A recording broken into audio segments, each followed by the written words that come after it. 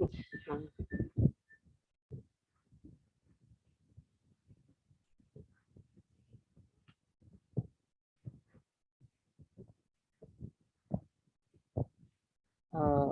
Assalamualaikum warahmatullahi wabarakatuh.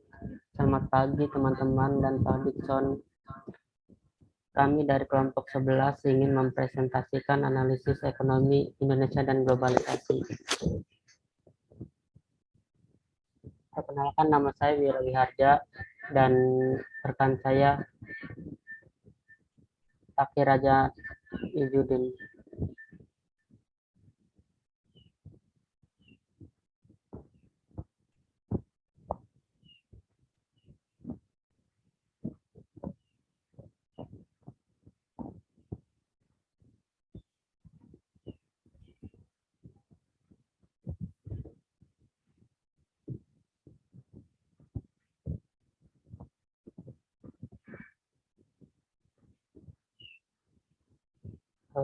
Satu, ekonomi yang terjadi di Indonesia dampaknya terhadap global.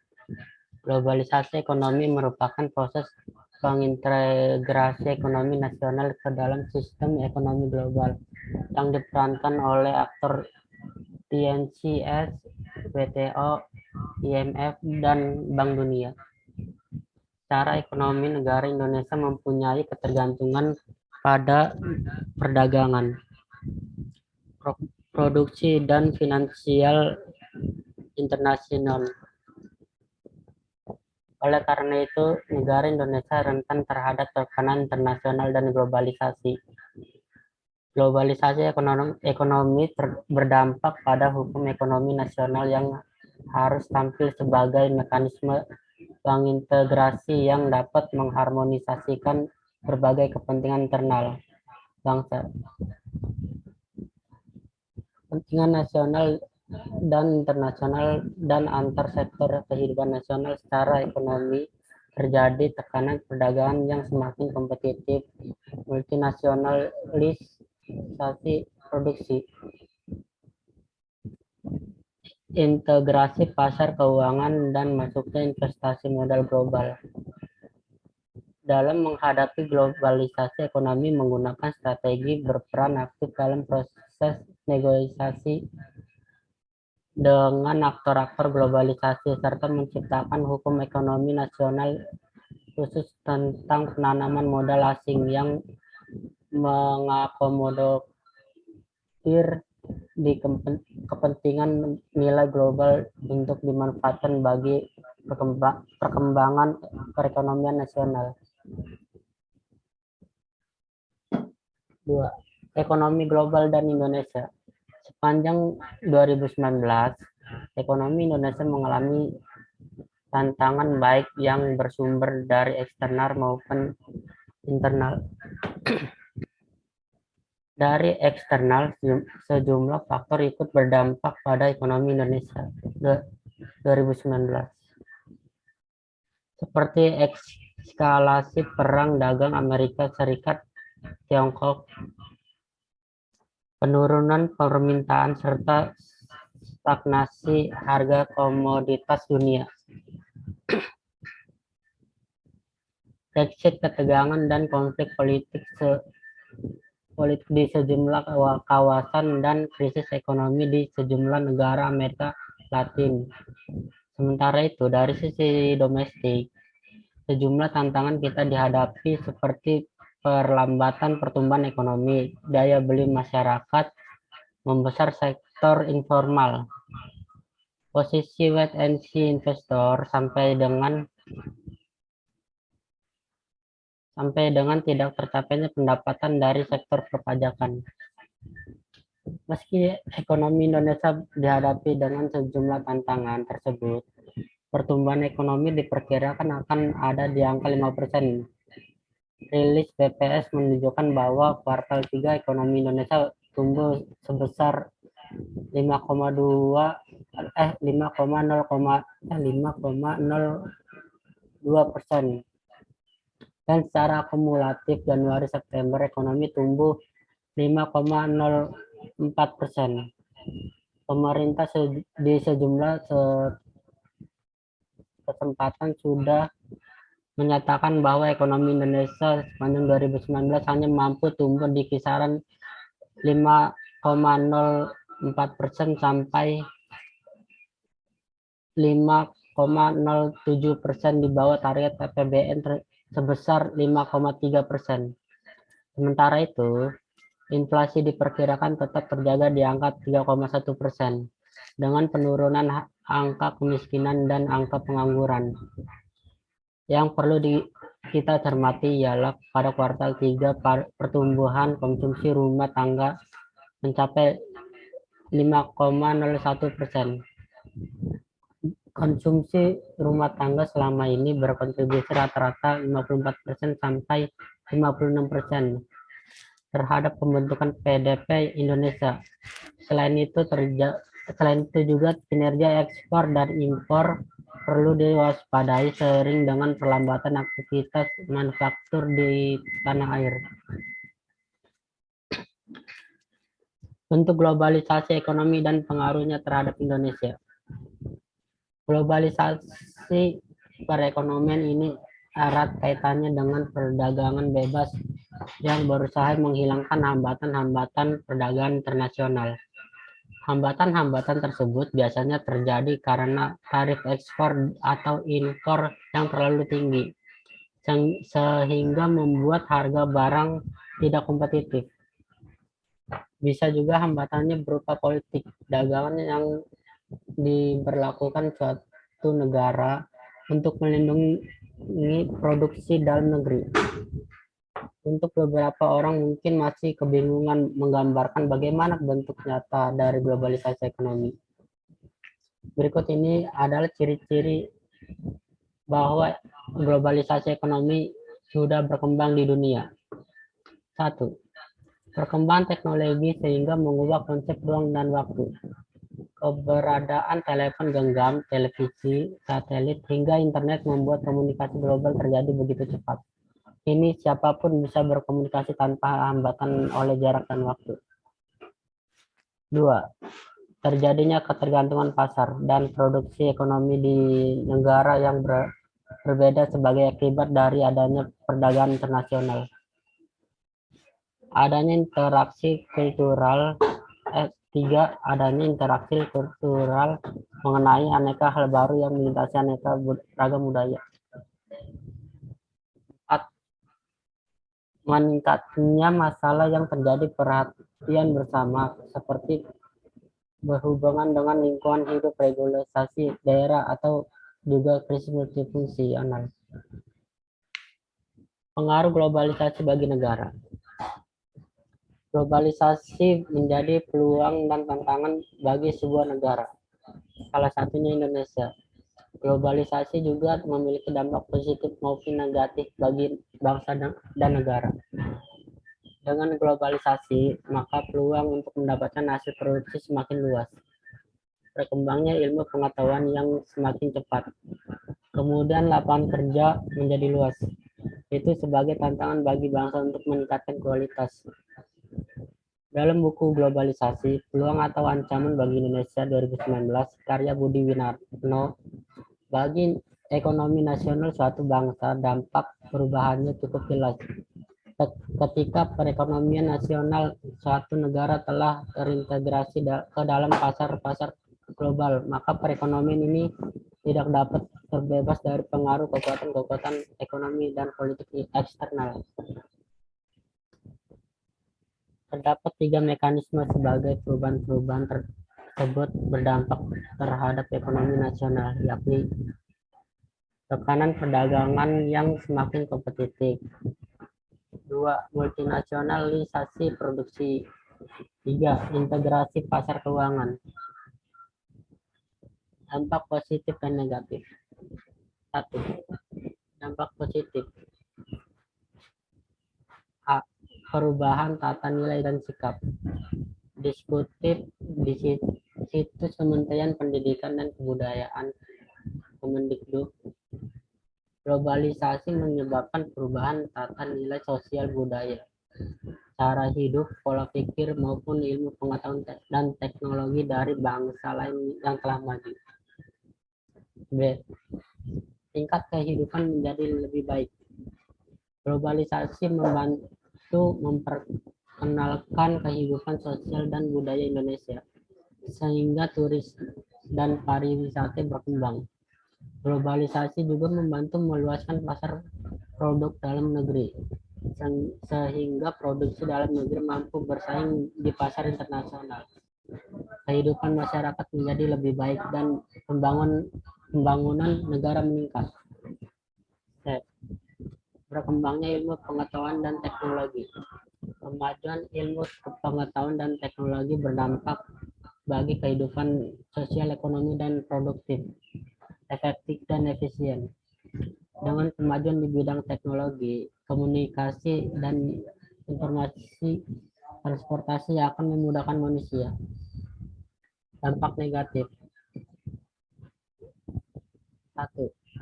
Arus globalisasi yang sangat deras dapat menguras nilai-nilai budaya asli. Contohnya, semakin luntur semakin gotong royong. Semakin luntur semangat gotong royong, solidaritas, kepedulian, atau kesetia kawanan. 2. Cara berpakaian. Cara berpakaian bangsa barat pun perlahan masuk ke dalam budaya kita. 3. Meniru perilaku yang buruk dan gaya hidup kebarat-baratan, misalnya perkelahian antar pelajar dan adegan kekerasan. Selanjutnya,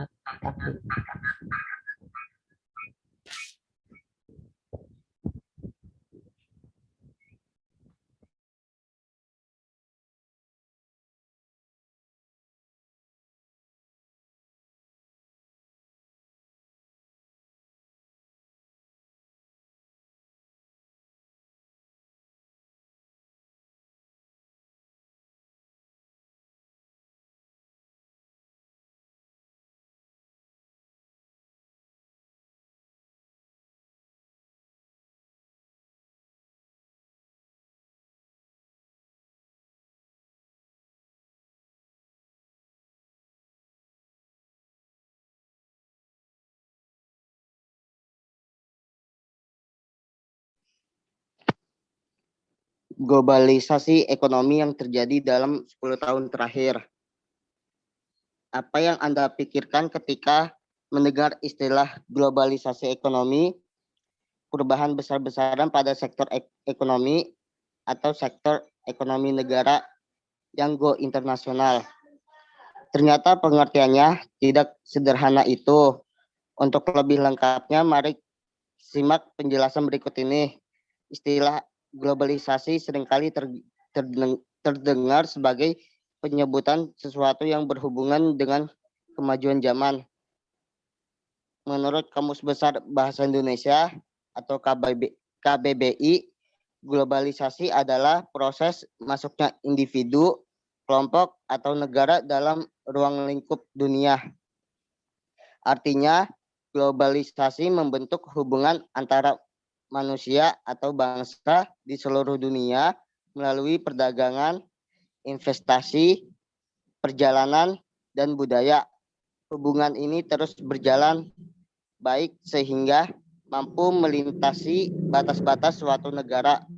Istilah globalisasi seringkali tertukar mirip globalisasi yang terjadi di bidang ekonomi. Ini tentu berpengaruh pada perdagangan antara beberapa negara yang sifatnya bebas. Kesuksesan globalisasi ekonomi tidak bisa dilepaskan dari peran teknologi. Teknologi mampu mengintegrasi tradisi perdagangan tradisional menjadi bentuk yang lebih sempurna, universal, serta mampu menghilangkan batas ruang dan waktu. Next. Globalisasi ekonomi erat kaitannya dengan kebebasan di dunia perdagangan yang berusaha menghilangkan hambatan-hambatan perdagangan internasional.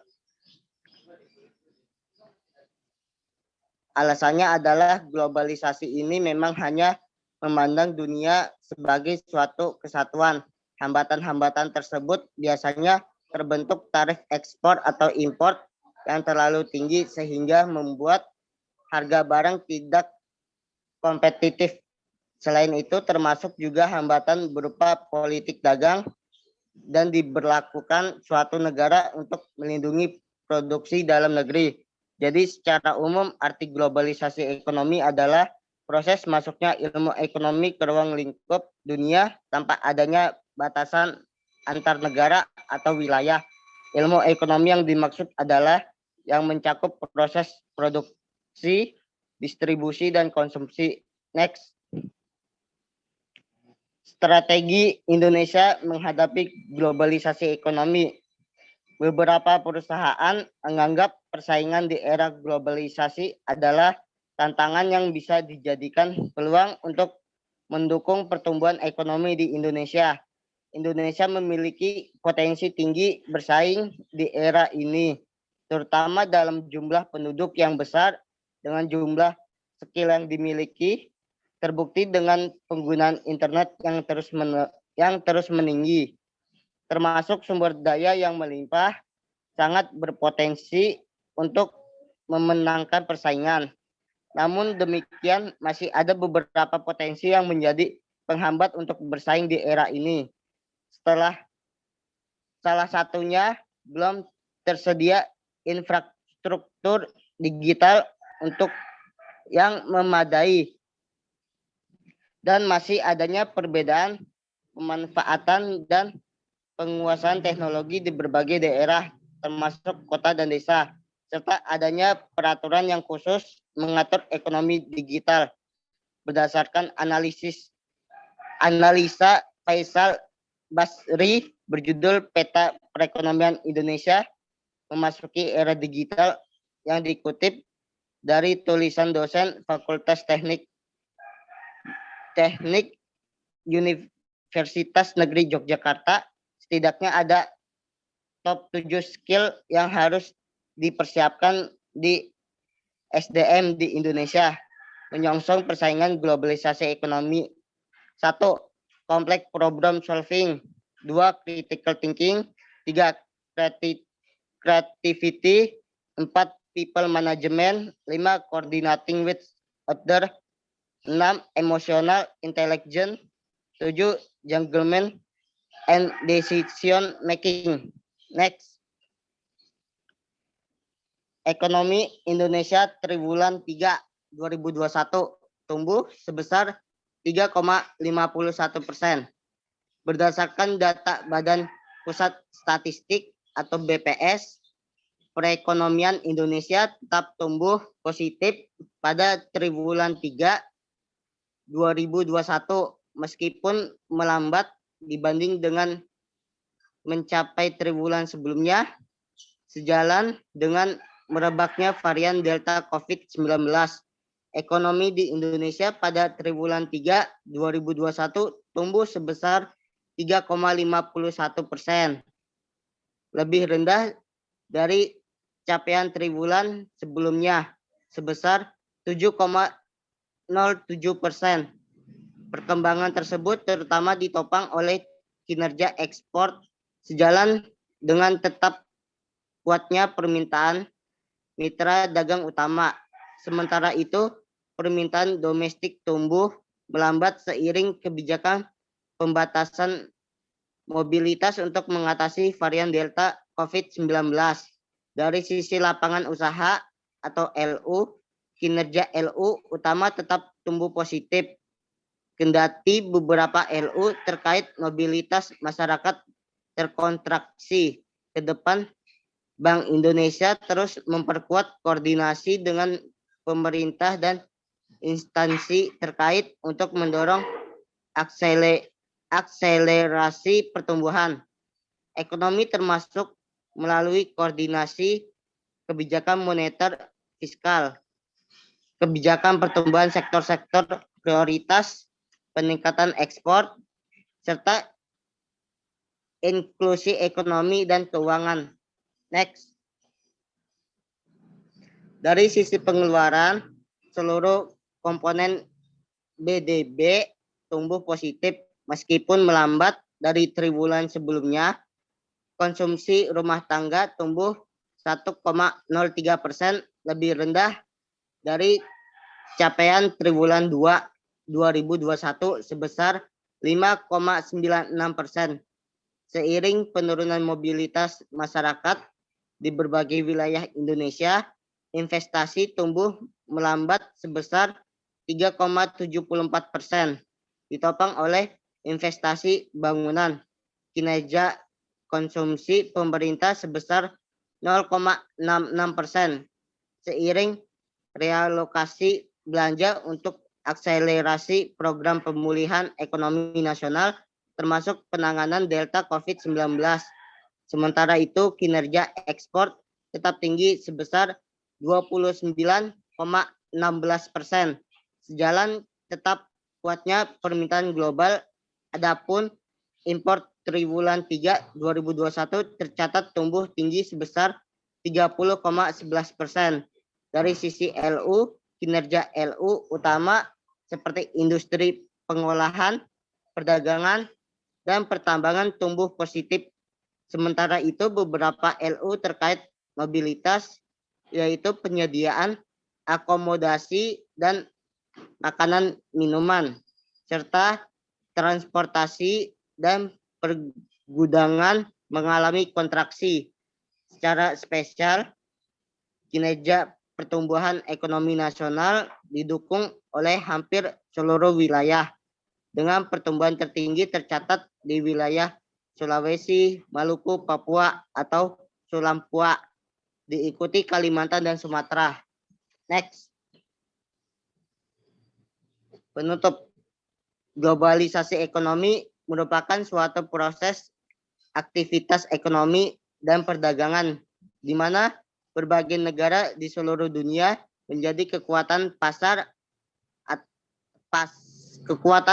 yang satu dan semakin terintegrasi tanpa hambatan atau batasan teritorial negara.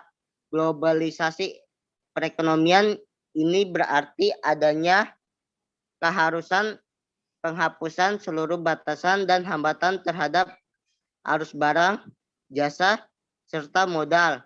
Menurut teori perdagangan internasional, perdagangan antar negara yang tanpa hambatan berpeluang memberikan manfaat bagi masing-masing negara melalui spesialisasi produksi komoditas yang diunggulkan oleh masing-masing negara itu. Namun dalam kenyataannya tidaklah serta-merta teori ini menciptakan kemakmuran bagi negara-negara yang terlibat. Dampak dari globalisasi ekonomi terhadap perekonomian suatu negara bisa positif atau negatif, tergantung pada kesiapan negara tersebut dalam menghadapi peluang-peluang maupun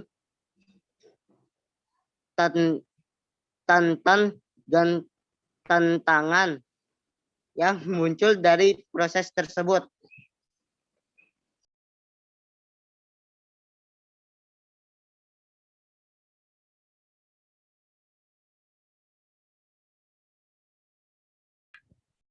Sekian dari presentasi kami dari kelompok 11.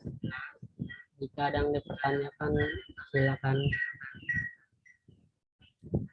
Terima kasih. Selamat pagi.